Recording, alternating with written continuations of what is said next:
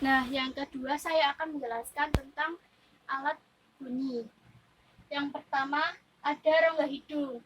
Rongga hidung adalah tempat masuknya udara menuju tenggorokan. Rongga hidung juga bertugas menjaga kelembapan, suhu, dan tekanan udara di sana. Di dalam rongga terdapat selaput lendir dan bulu hidung. Bagian rongga dibentuk oleh tulang tengkorak yang membentuk dinding-dinding hidung. Dan di sini ada rongga mulut. Rongga mulut adalah suatu rongga terbuka tempat masuknya makanan dan air pada manusia maupun hewan. Mulut biasanya terletak di kepala dan umumnya merupakan bagian awal dari sistem pencernaan, lengkap yang berakhir di anus. Mulut terdiri dari gigi dan lidah. Dan di sini ada faring. Faring merupakan dari bahasa Yunani, yaitu paring. Adalah tenggorokan atau kerongkongan yang merupakan bagian dari sistem pencernaan dan sistem pernapasan. Istilah ini terutama dipakai dalam kalangan ilmu kedokteran.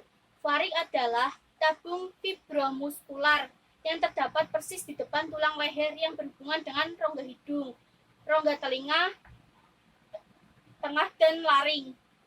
Pada umumnya, faring dibagi menjadi 3 bagian, yaitu faring nasal yang berhubungan dengan rongga hidung, faring oral yang berhubungan dengan rongga paru-paru, dan faring laringel yang berhubungan dengan epiglotis dari laring serta menuju esofagus.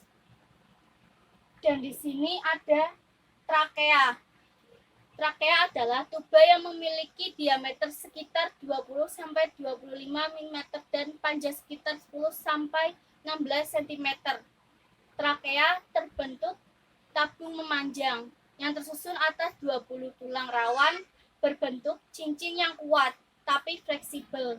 Trakea terletak dari laring dan terbifurkasi menjadi bronkus utama pada mamalia dan dari faring ke ring pada burung yang merupakan jalan masuk udara menuju paru-paru. Dan di sini saya akan menjelaskan tentang paru-paru.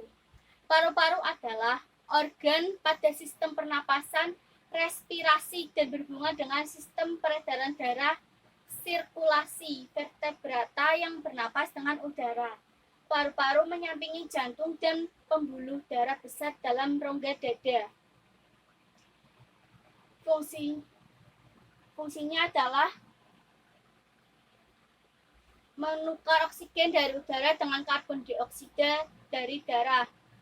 Prosesnya disebut pernapasan eksternal atau bernapas.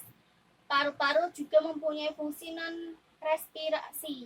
Istilah kedokteran yang berhubungan dengan paru-paru disebut juga pulmo, dari kata lain pulmones untuk paru-paru. Manusia mempunyai 2 paru-paru, paru-paru kanan dan kiri. Dan saya akan menjelaskan tentang komponen supraglotal. Komponen supraglotal adalah alat ucap yang berada di dalam rongga mulut dan rongga hidung, baik yang menjadi artikulator aktif maupun yang menjadi artikulator pasif.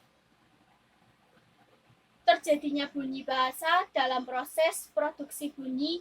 Bahasa pada umumnya dimulai dari proses pemompaan udara keluar dari paru-paru melalui pangkal tenggorokan laring ke tenggorokan yang di dalamnya terdapat pita suara. Supaya udara itu bisa keluar, pita suara itu harus berada dalam keadaan terbuka. Setelah melalui pita suara yang merupakan jalan satu-satunya untuk bisa keluar, entah melalui rongga mulut atau rongga hidung. Arus udara tadi diteruskan keluar ke udara bebas.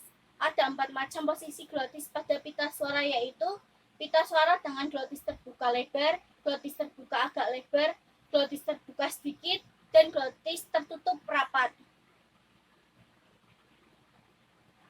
Dan saya akan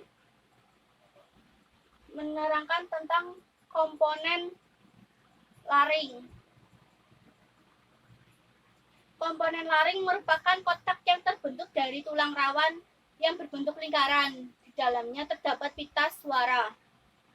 Laring berfungsi sebagai klep yang mengatur arus udara antara paru-paru mulut, dan hidung. Pita suara dengan kelenturannya bisa membuka dan menutup, sehingga bisa memisahkan dan sekaligus bisa menghubungkan antara udara yang ada di paru-paru dan yang ada di mulut atau rongga hidung. Dan yang terakhir saya akan menjelaskan tentang komponen subglotal. Komponen subglotal terdiri dari paru-paru kiri dan kanan, saluran bronkial, dan saluran pernapasan trakea. Di samping ketiga alat ucap ini masih ada yang lain, yaitu otot-otot, paru-paru, dan rongga dada. Secara fisiologis, komponen ini digunakan untuk proses pernafasan. Karena itu, komponen ini disebut juga sistem pernafasan. Lalu, dalam hubungannya dengan fonetik disebut dengan sistem pernafasan subglotis.